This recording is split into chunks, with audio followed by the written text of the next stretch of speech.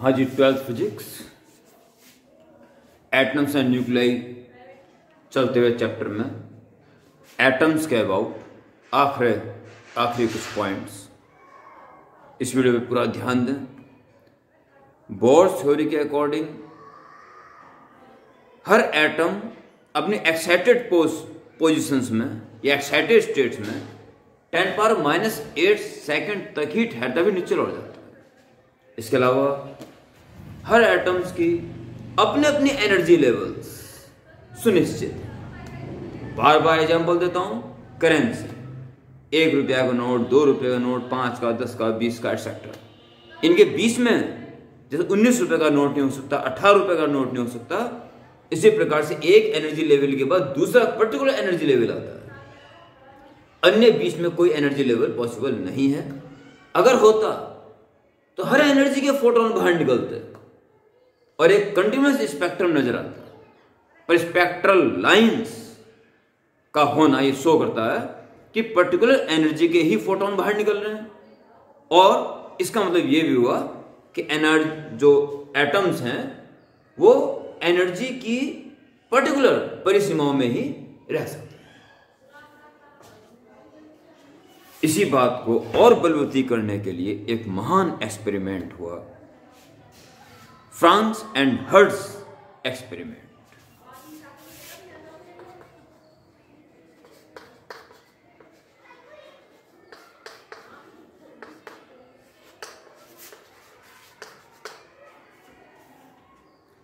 और इनमें इन्होंने क्या किया,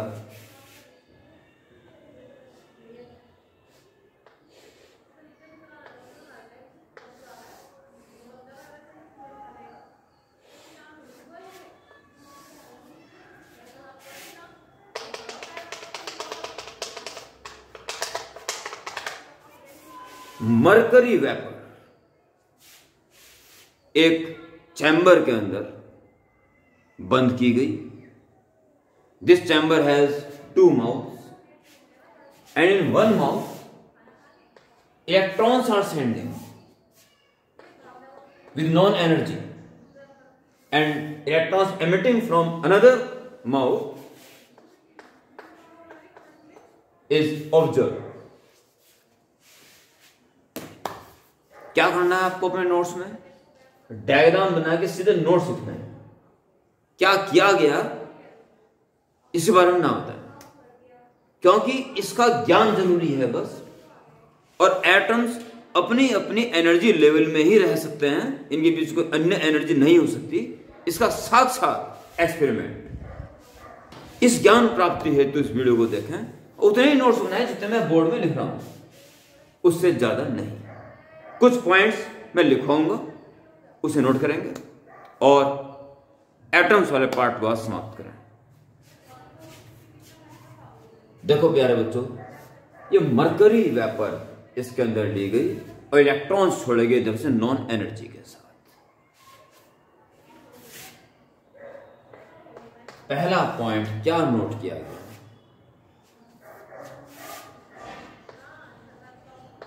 व्हेन ई को बढ़ाते हुए और इधर से निकल रहे इलेक्ट्रॉन की एनर्जी को नापते हुए, जितनी एनर्जी से इलेक्ट्रॉन भेजे जा रहे थे उतनी ही एनर्जी के इलेक्ट्रॉन इधर से निकल आ रहे थे, ये नोटिस किया गया। और ऐसा हुआ जब तक इलेक्ट्रॉन की एनर्जी 4.86 इलेक्ट्रॉन वोल्ट से कम रही, तब तक ई डैश बिल्कुल इसी के बराबर है जितनी ई से भेजे थे, बशर्ते इससे नीचे हो उतनी ई से पार निकल गई।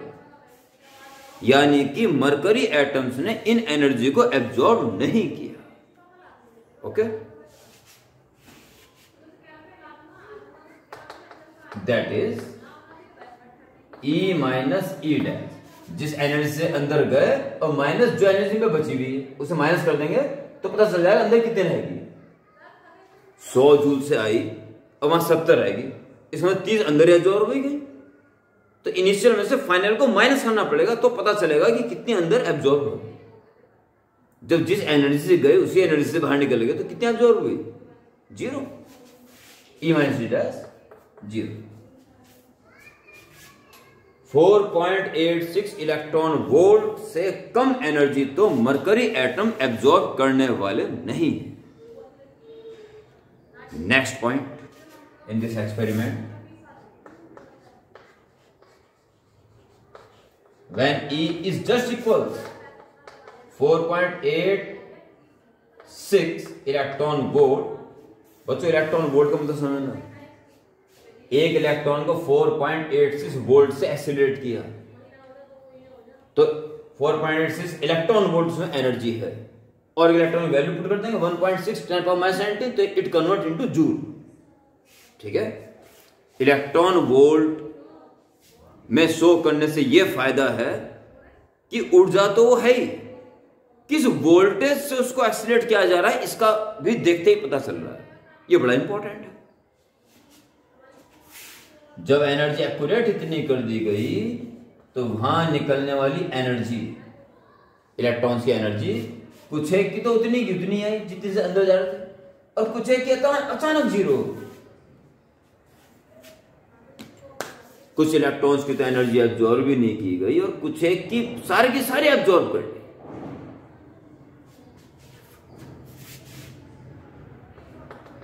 That is E minus E dash जो है या तो कुछ भी एब्जॉर्ब नहीं हुआ या फिर 4.86 इलेक्ट्रॉन वोल्ट एनर्जी एब्जॉर्ब कर ली गई। It is experimental note. Okay, next part, when E is slightly greater than 4.86 electron volt, E dash equal to remain same for some electrons, और कुछ एक में से 4.86 इलेक्ट्रॉन वोल्ट ही कम हुई, बाकी इलेक्ट्रॉन के पास ही रही। 4.86 इलेक्ट्रॉन वोल्ट से थोड़ी ज्यादा एनर्जी अगर इलेक्ट्रॉन भेजे गए तो मरकरी एटम ने 4.86 ही एब्जॉर्ब करी, बाकी इलेक्ट्रॉन के पास छोड़ दी। अगर आपको नोट दिए जाएं 7 रुपए तो 5 रुपए के नोट तो आप एब्जॉर्ब कर लोगे, 2 रुपए का 7 रुपए का नोट थोड़ी है। 5 रुपए के नोट के बाद तो सीधे 10 रुपए के नोट की बारी आएगी। ठीक है, इसलिए अमाउंट बढ़ाओ, 1 बढ़ाओ, 2 बढ़ाओ, 3 बढ़ाओ तो 8 रुपए नहीं आ सकते। 4 बढ़ा दिया तो 9 रुपए का नोट नहीं बन सकता, पर जैसे 5 बढ़ा देंगे तो तुरंत हम 5 नोट देंगे 10 नोट ले लेंगे, क्योंकि करेंसी एक पर्टिकुलर अमाउंट में ही उपलब्ध है। In the same way energy levels भी सम पर्टिकुलर ही पॉसिबल हैं। उसी के लिए साक्षात एग्जाम्पल आपके सामने एक्सपेरिमेंट चल रहा है। इतने देखने को, यानी कि E माइनस ई एब्जॉर्ब अब भी या तो हुई नहीं हुई तो अभी भी खाली 4.86 इलेक्ट्रॉन वोल्ट ही हुई एब्जॉर्ब, बाकी इलेक्ट्रॉन पास छोड़ दी गई। प्यारे बच्चों,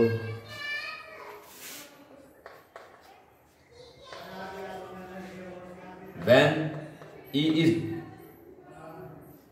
बढ़ाते बढ़ाते इक्वल टू 6.67 इलेक्ट्रॉन वोल्ट पर पहुंच गए तो उधर से निकलने इलेक्ट्रॉन की एनर्जी के बारे में पता चला कि कुछ एक की तो उतनी ही रही, कुछ इलेक्ट्रॉन में से 4.86 इलेक्ट्रॉन वोल्ट की कमी होगी और कुछ एक की अकस्मात 0 होगी। अकस्मात 0 हो जाने का मतलब है कि 6.67 पूरी एब्जॉर्ब कर ली गई, यानी कि एब्जॉर्ब जो हुई या तो हुई नहीं या 4.86 इलेक्ट्रॉन वोल्ट हुई या उसके बाद सीधे 6.67 इलेक्ट्रॉन वोल्ट हुई डायरेक्ट। नजर आ रहा है सब कुछ? कोई दिक्कत नहीं हो रही है? नहीं जी, बहुत बढ़िया चल रहा है।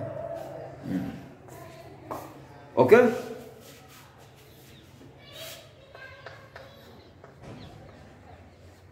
और जब इससे भी ज्यादा कर दी गई 6.67 इलेक्ट्रॉन वोल्ट तो उधर से निकलने वाले इलेक्ट्रॉन की एनर्जी पाई गई कुछ एक की तो सेम, कुछ एक में से 4.86 इलेक्ट्रॉन वोल्ट की कमी होगी और कुछ एक में से 6.67 इलेक्ट्रॉन वोल्ट की कमी होगी और बाकी 6.61 से ज्यादा थी ना एनर्जी, पर एब्जॉर्ब इतनी हुई, बाकी इलेक्ट्रॉन के पास ही बची रही।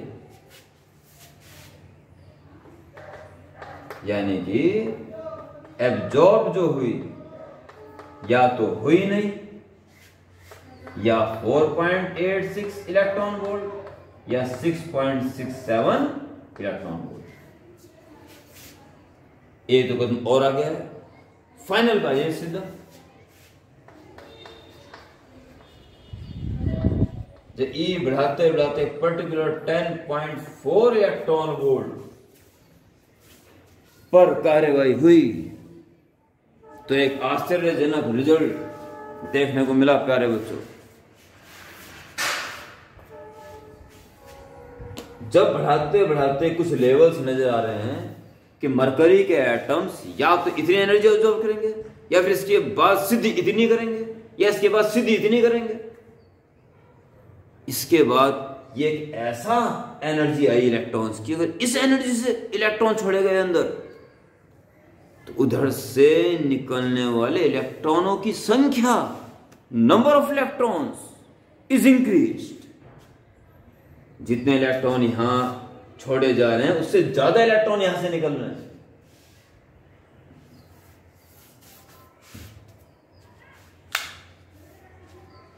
एटम पे इलेक्ट्रॉन का टक्कर मार के इसको एनर्जेटिक करना, और ये एनर्जी मरकरी एटम की या तो 4.86 इलेक्ट्रॉन वोल्ट बढ़ेगी डायरेक्ट, भले वो 10⁻⁸ सेकंड तक ठहके वापस आ जाए, या फिर 6.67 बढ़ेगी डायरेक्ट और देर तक पड़ेगी, और 10.4 इलेक्ट्रॉन वोल्ट की एनर्जी जब उसको टक्कर मारेगी तो इसके इलेक्ट्रॉन्स को बिल्कुल ही बाहर निकाल देगी और ये आयोनाइज हो जाएगा।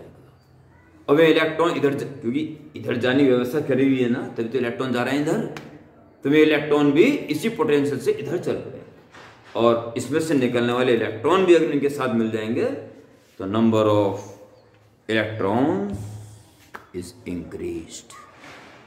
Okay,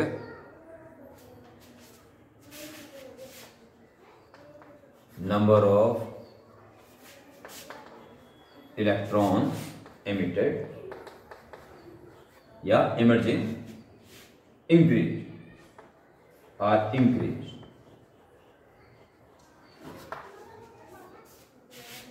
Okay, इस तरह से प्यारे बच्चों मरकरी एटम की जो भी ग्राउंड स्टेट एनर्जी थी उसके लिए ये लाइन शो कर दी गई।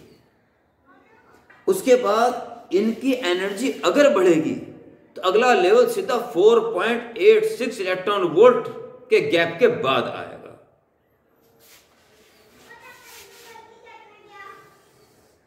ये गैप आएगा 4.86 इलेक्ट्रॉन वोल्ट के बाद का।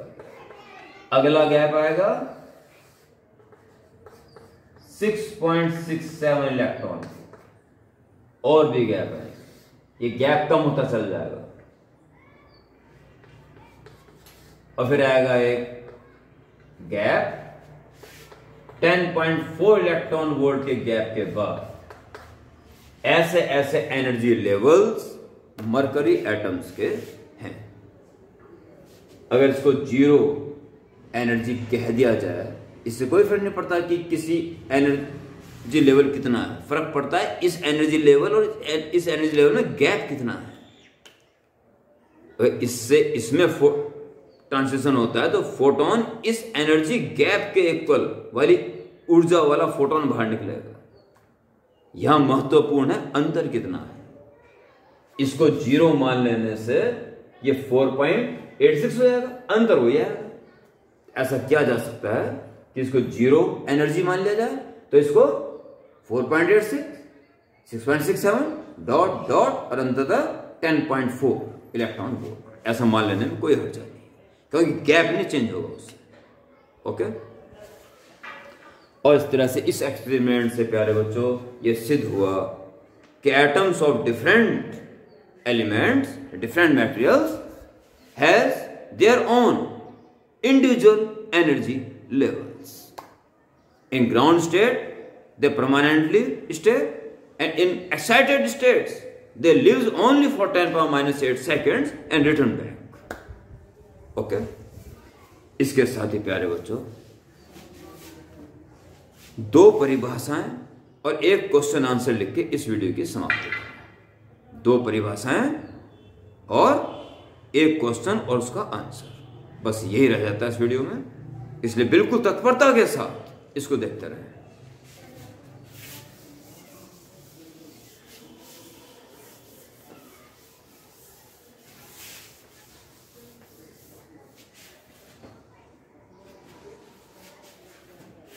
मरकरी एटम,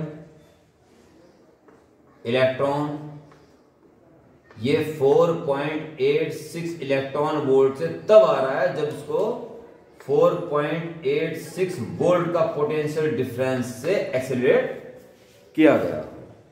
ओके, ये पोटेंशियल से अगर इलेक्ट्रॉन को एक्सेलरेट किया जाए, इतनी ऊर्जा से इलेक्ट्रॉन चलेगा और इसको फर्स्ट टाइम एक्साइट कर देगा, ऐसा पोटेंशियल कहलाएगा मरकरी का एक्साइटेशन पोटेंशियल। मरकरी का एक्साइटेशन पोटेंशियल वो पोटेंशियल है जिससे एक इलेक्ट्रॉन इतना एक्सेलरेट हो जाए कि इसको टक्कर मार के इसको एक्साइट स्टेट में ला सके। उम्मीद करता हूं निश्चित रूप से समझ में आ गया। Now right heading excitation potential. Excitation potential, इसे क्या लिखेंगे, लिखिए मेरे साथ साथ। Excitation potential of A atom is defined as that minimum voltage by which an electron can accelerate so that it can on collision excite an atom, excite that atom. Agreed answer. As excitation potential of mercury atom is 4.86 electron volt. इसके परिभाषा से example को अगर नहीं लिखा है तो दोबारा सुन के लिख दें अभी के अभी, बाकी बात बाद में देखना और सुनना। इतना काम अभी के अभी करें। Ionization potential, ionization potential, ionization potential of an atom is defined as that minimum potential required for accelerate an electron so that it can ionize on collision that atom. Ionize that atom is called ionization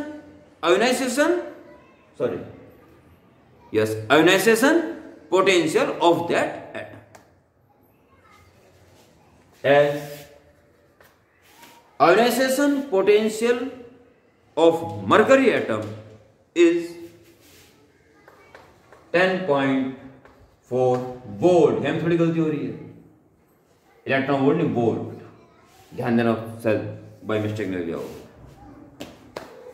potential है ना, minimum potential required 4.86 volt और ionization potential for mercury atom 10.4 volt. Okay, ये दो छोटी छोटी परिभाषाएं हैं, ध्यान रखेंगे इनका। और जब एनर्जी लेवल आप पढ़ ही चुके हैं तो ध्यान देना, मैंने कहा था absorption transition ground state level से ही शुरू होते हैं, जबकि एमिशन ट्रांजिशन किसी भी हायर से किसी भी लोअर एनर्जी में समाप्त हो सकता है। Right A question and it's answer and close this video. Question,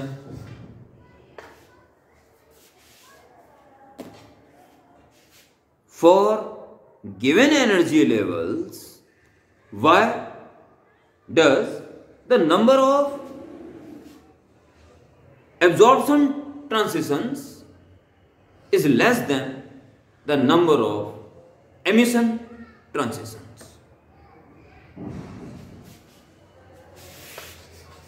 Answers?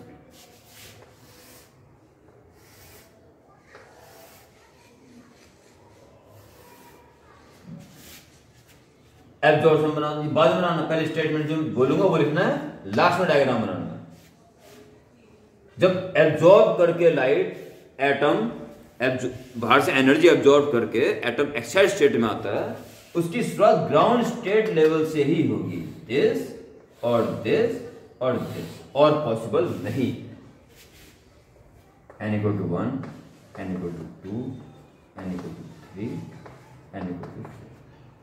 जबकि एमिशन होते हुए ट्रांसिशन शो करोगे, वो यहां से ये भी हो सकती है, ये भी हो सकती है और ये भी हो सकती है, फिर यहां से ये भी हो सकती है और ये भी हो सकती है, फिर यहां से ये भी हो सकती है। 1 2 3 4 ही एनर्जी लेवल्स हैं, पर एब्जॉर्प्शन ट्रांसिशन केवल 3, जबकि एमिशन ट्रांसिशन पूरे 6। 1 2 3 4 5 6।